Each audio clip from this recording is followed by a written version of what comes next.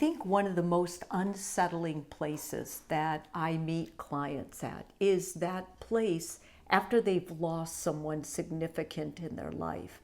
It could be a divorce, it could be a death, it could be a move, it could be something catastrophic that happened in their life that changed them. And they're in that place in the middle that feels so uncomfortable. They feel completely lost. They're kind of looking for who they are now. And they just feel the whole experience of life and the situation feels awkward or out of sight. They will even ask me, I just don't even know who I am anymore. So what I want to start with is finding your identity after this loss doesn't mean that you're erasing the past. None of this video is going to be about taking away what happened or erasing the past. It means I'm going to help you integrate it with the wisdom rather than with pain. So you can go through it and just feel the pain, and eventually it'll work itself out. But if you go to therapy, then you're going to integrate it with the wisdom of what happened. You're not behind, you're not broken, you're not incomplete, you're not starting over. You're starting new with a new perspective. You're going to reshape it with intention. And while this process may feel bad, it might feel like, oh my God, one day I'm uncomfortable, awkward, the next day I feel pretty good. That's all normal. That's exactly right. You are on track when you feel that. Soon you'll start feeling like, okay, I'm not really lost. I'm understanding. I'm recreating. I've had some people that have been laid off at work and basically decided they were going to retire then. They go through this same thing. They are grieving work, colleagues, what happened, the routine, and now they have to reinvent. And it can feel like you're starting over. But it's important to understand you are not starting over. You are much too experienced to start over. We're going to use that wisdom. If you're asking, what am I now? Let me help you find that.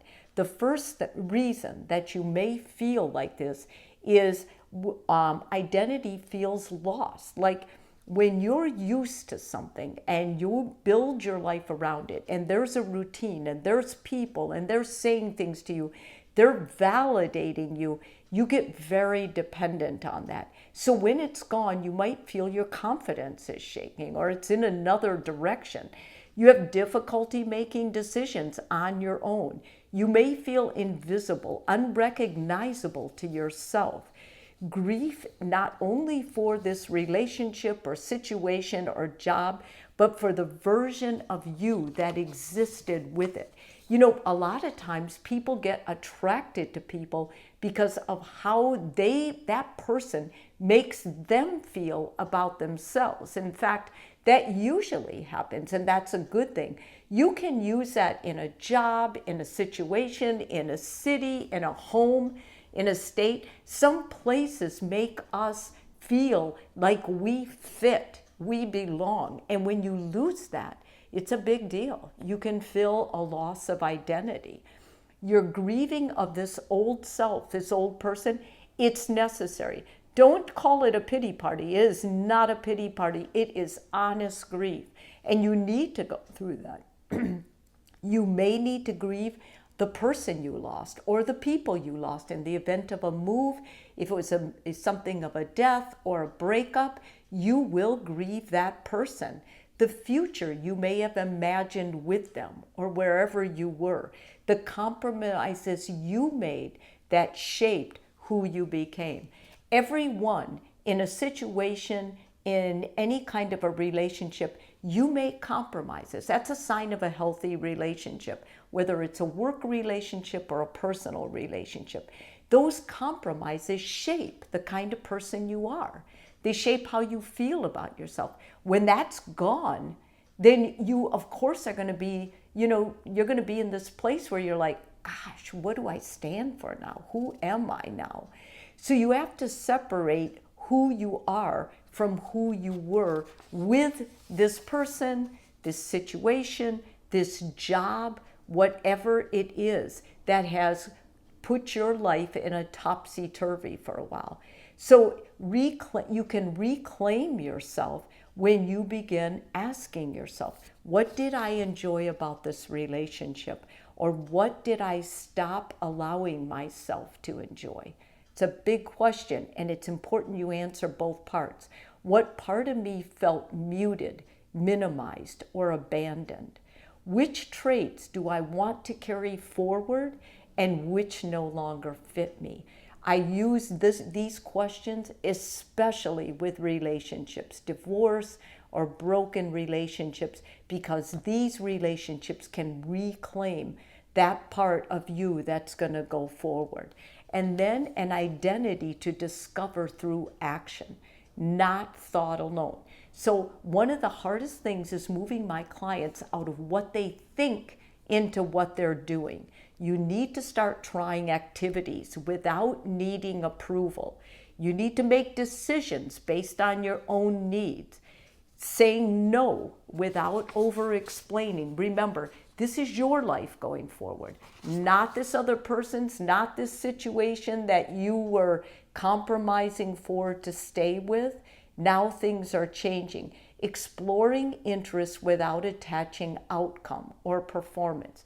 Take classes, cooking class, singing lessons, drum lessons, piano lessons, hiking classes, anything you can do where you're not going to judge the experience, you're going to go through it, and you don't need to perform it well. There's no judgment. Your job is to experience it only, to get yourself out there and experience it.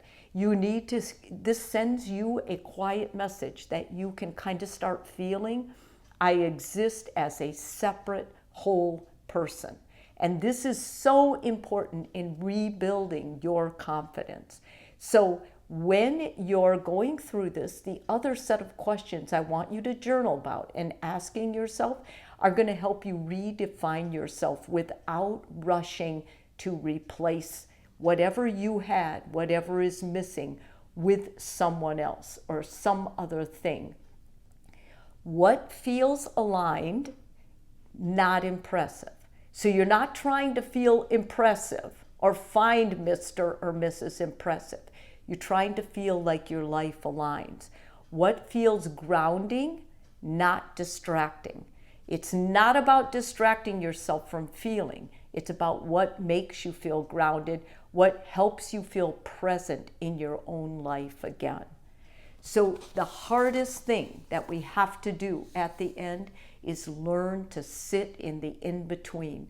That in-between place where I'm not a wife, I'm not a husband, I'm not a whatever, an employee, but I am me. And I am rediscovering the wisdom of who that person is.